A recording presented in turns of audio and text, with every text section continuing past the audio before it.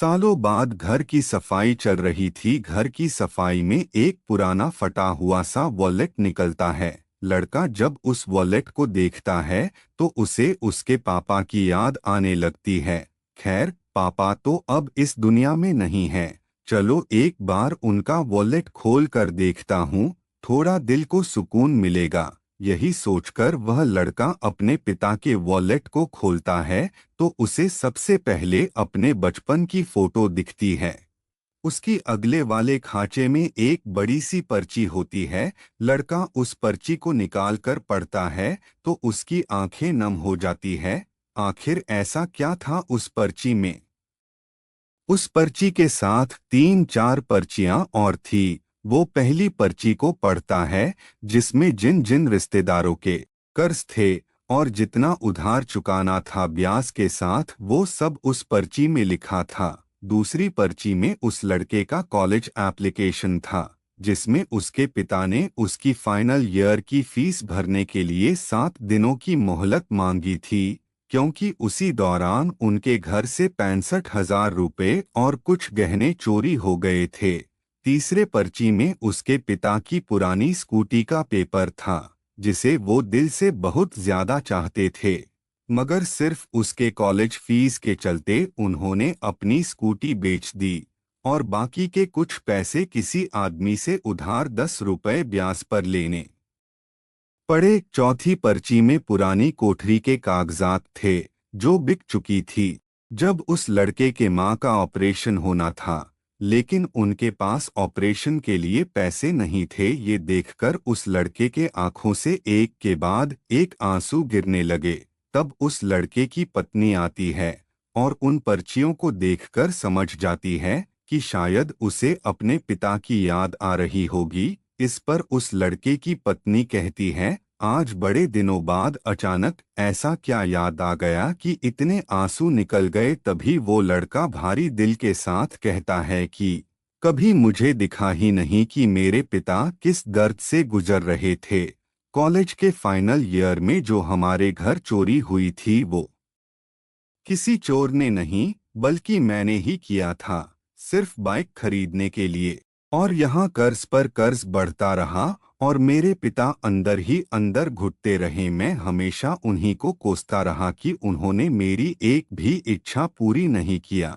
न मेरे दूसरे दोस्तों की तरह नए कपड़े लाके दिए, न कोई खिलौना दिया, जबकि मुझे शहर के सबसे बड़े स्कूल में पढ़ाने के लिए पैसे नहीं थे उनके पास। माँ के इलाज के समय पैसे थे मेरे पास, जबकि मैं उन्हें नशे में उड़ाता रहा, दोस्तों पर खर्च करता रहा। और जब पापा पैसों के लिए मेरे पास फोन करते तो मैं उन्हीं पर भड़क जाता। तब अंत में जाकर उन्होंने अपनी पुश्तैनी कोठी बेच दी। इतना बोलते बोलते वो लड़का फूट फूट कर रोने लगा। तभी उस लड़के का बेटा पापा पापा बोलते हुए उसके पास आया और कहने लगा कि पापा आप क्यों रो रहे हैं? वो एक 8 साल का बच्चा था, उसे क्या ही समझ होगी इन सब की।